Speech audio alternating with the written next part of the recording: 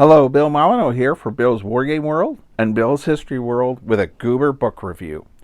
And we're going to review the book Into the Cold Blue by John F. Homan, recipient of the Distinguished Flying Cross, with Jared Frederick. And Jared is a professor of history. He has a YouTube channel of movies and history. Very famous in the Gettysburg area and Altoona, and he also was a park ranger. All right, so let's dive into this book a little bit. We're going to try to keep this under 5 minutes, and we're going to use the flipping of the pre-made pages, and I've decided what I'm going to use. And that advice came from Scott Mingus, famous author and historian himself. So let's get to our book. All right, let's get right into it. A B-24 bomber. Quite similar of the heavy bombers. We have the B-24 and the B-17. One of the big differences you'll know here is the vertical stabilizers are different on a B-24. The wing is up higher, but they're both heavy bombers. 8th Air Force. The B-24 saw service all through World War II in many different areas of World War II, of course, the Pacific and Europe. So let's get on with John F. Homan's book. And we're flipping the page because we're going to write off what's really neat is if you do not know anything about a B-24 bomber, when you are done with this book, you will know everything about a B-24 bomber, including when you are enlisted into the Army Air Corps from enlistment on. But this is a wonderful diagram showing, and John, by the way, was the co-pilot.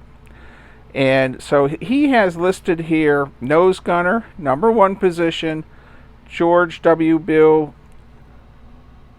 Puska, I believe is how it's pronounced.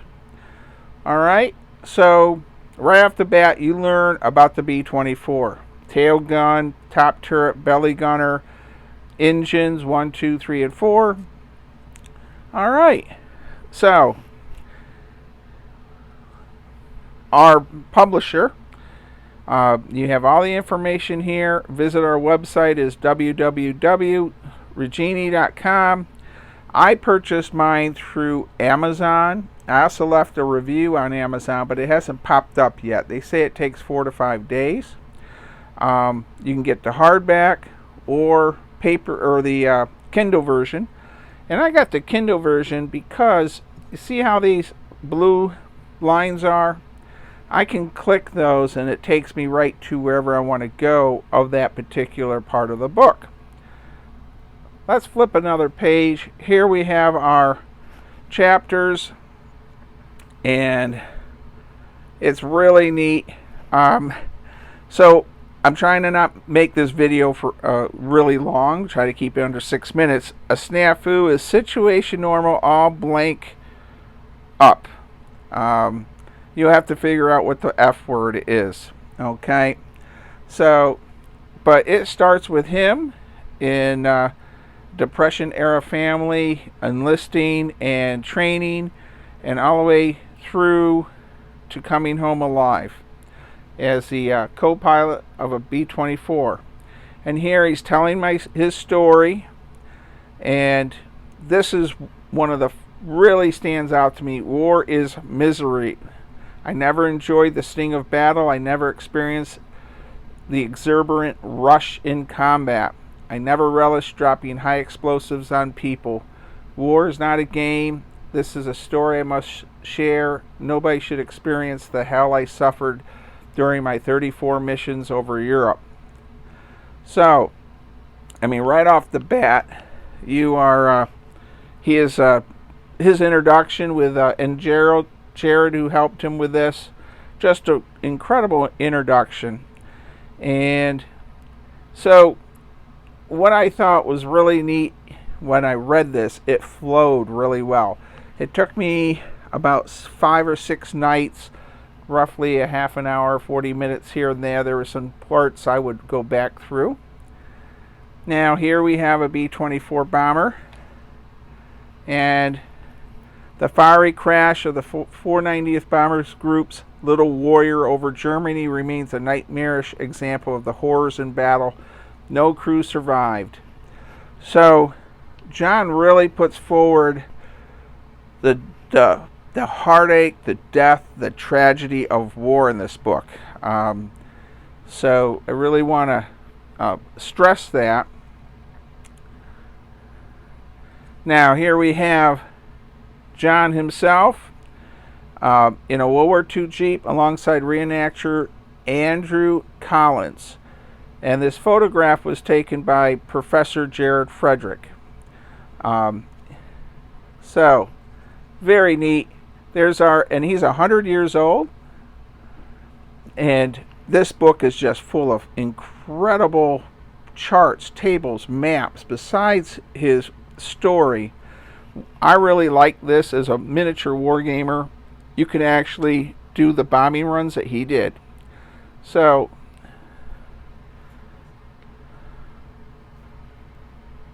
well, I had to include the mission. He has several missions to Normandy, and this photograph shows the devastation at Normandy crossroads. And because D-Day is right around the corner, I wanted to include his section on D-Day.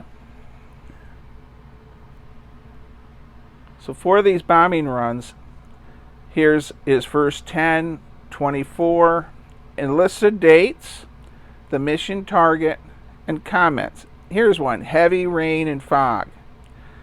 Very, very neat how all this extra was added to it. And all the way up to his 34th mission. Also, notice here, he has some abbreviations: slight damage, moderate damage, heavy damage, mechanical trouble. Bibliography. Now, in the back of the book, they list a mess of World War II books on bombers, but I really want to put forward the National Museum of the Mighty 8th Air Force. It is on Route 95 down in Georgia, but you can actually see the planes, the museum planes from Route 95. If you're driving to Florida, this is a must stop place. All right, now let's get a closer up view. Here is the crew, and second to left, I think this is our co-pilot, and I apologize, I had it marked earlier. So we'll flip our page, and I had to include Jared, Professor Jared, who helped with this book. I watch his YouTube channel, and he's a phenomenal speaker. I never met him that I know of. I may have at some point somewhere, but all right. Well, I want to say Into the Cold Blue, John F. Homan, recipient of the Distinguished Flying Cross with Professor Jared Frederick. This is a must-have book, Kindle, hardback. However, and Goober the Traveling Bear, who promotes and helps history sites and historians and veteran groups all across the country, gives this 4 paws up.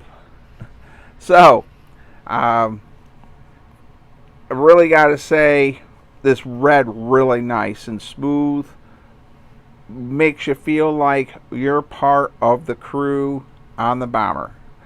So, if you're watching one of my book reviews, and you come across this book review, this is a must-have book.